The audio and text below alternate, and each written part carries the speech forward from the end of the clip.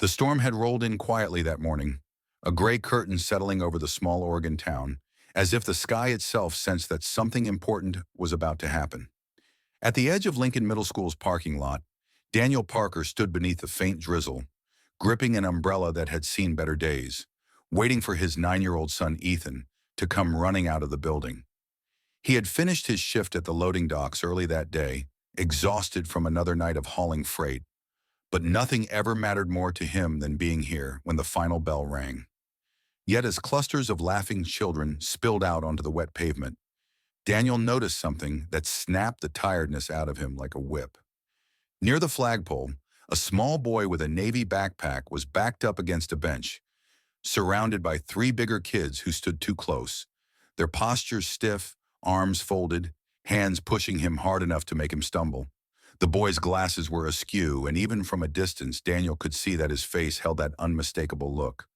Fear mixed with the quiet heartbreak of someone who had grown used to being targeted. If you believe in kindness, second chances, and people who stand up when it matters most, please make sure to like, comment, share, and subscribe. It helps the channel keep telling stories that inspire hearts around the world. Daniel didn't think, didn't hesitate, didn't wait to see if a teacher would intervene. His feet carried him forward, splashing across the wet asphalt as rain sprinkled lightly against his jacket. He had been a bullied kid once. He knew too well the loneliness of waiting for someone, anyone, to help. So when he saw the tallest boy shove the smaller one hard enough that he almost fell, something inside Daniel surged upward like fire. He stopped a few feet away, towering over the group, his expression calm but firm, the way only a man who had seen both hardship and heartbreak could be. The bigger kids froze, glancing at each other before muttering excuses and scattering across the parking lot. The little boy remained, staring up at Daniel with round, confused eyes as if he couldn't understand why a stranger would step in for him. And that moment, rain, fear, relief, and quiet gratitude tangled together, became the spark of a story neither Daniel nor that boy's family would ever forget. Daniel crouched slowly so he wouldn't intimidate him. He noticed the boy clutching a book to his chest as if protecting it might save some part of him that the bullying had tried to break. His small shoulders trembled, his breath unsteady, and Daniel recognized it with a painful familiarity. Long before his son Ethan had been born, Daniel himself had endured years of being invisible, unheard, and unprotected. He often wondered how different life might have looked if just one adult had stepped in the way he was today. That thought alone had shaped him into the kind of father who refused to stay silent when a child, any child, was hurting.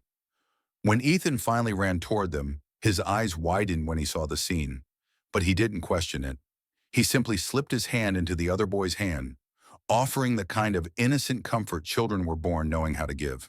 The boy introduced himself softly as Michael, though his voice wavered like he wasn't sure he deserved to be heard.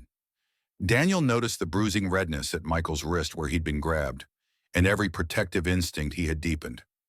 He stayed with him until the school counselor arrived, explaining what happened, making sure Michael felt safe enough to walk inside and speak to someone.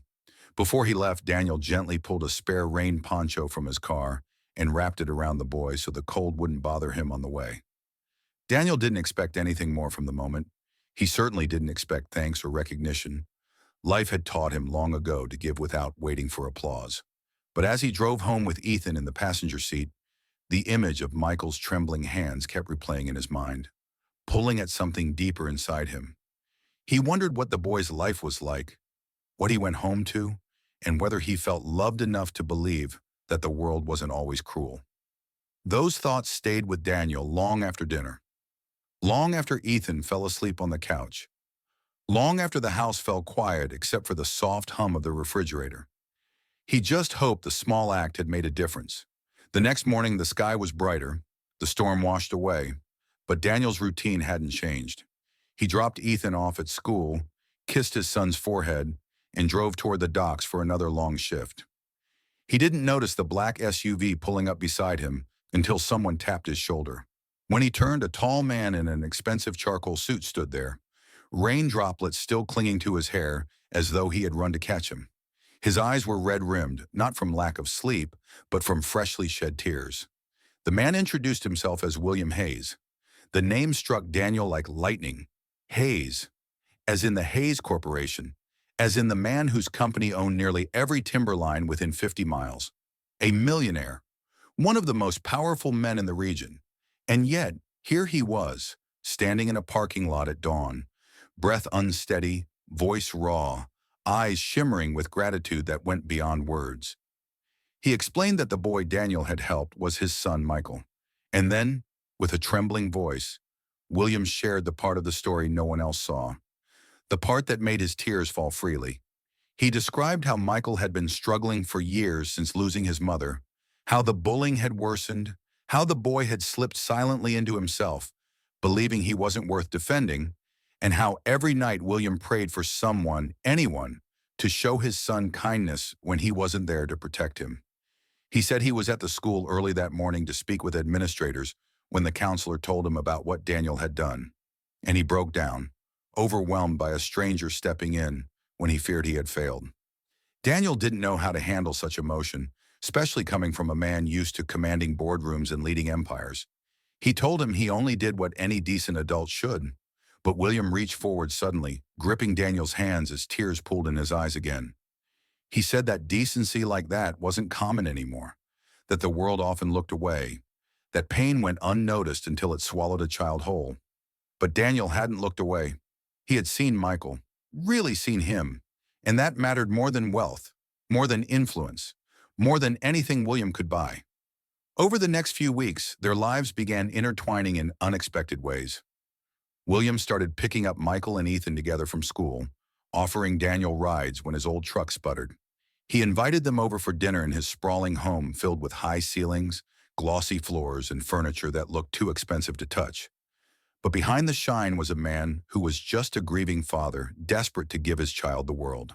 And Daniel, despite having so little, offered something even more precious: normalcy, laughter, humility, warmth, the things money could never manufacture. Michael flourished under the bond forming between the families. Where he once kept his gaze glued to the floor, he now lifted his head, smiled more, and even asked to join Ethan's little basketball team. His confidence grew like a flower finally given sunlight. The school addressed the bullying swiftly after Daniel's report, and the message spread: this boy was not alone anymore.